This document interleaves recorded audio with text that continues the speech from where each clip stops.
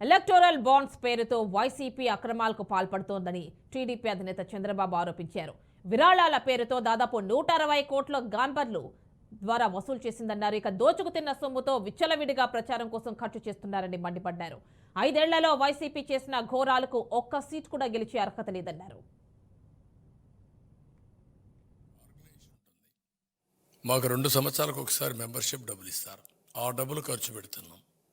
Well wishers ఇచ్చే డబ్బులు కూడా అకౌంట్ ఫర్ చేసి అన్ని రాజకీయ పార్టీల మాదిరిగా ఇల్లీగల్ మనీ ఎక్కడ తీసుకోవడం లేదు.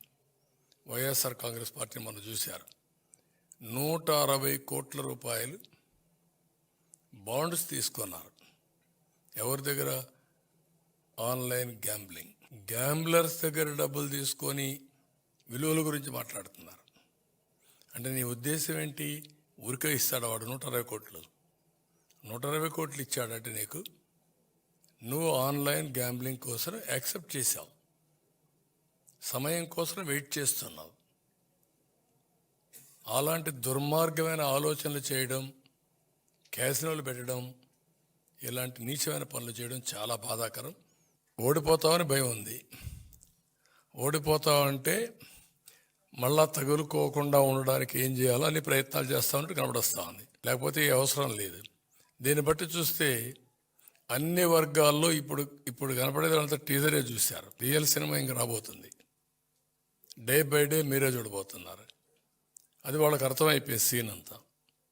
ఎంత దినానికి 1400 బస్సులు పెట్టిన సందర్భం ఎక్కడన్నా ఉందే మీకు?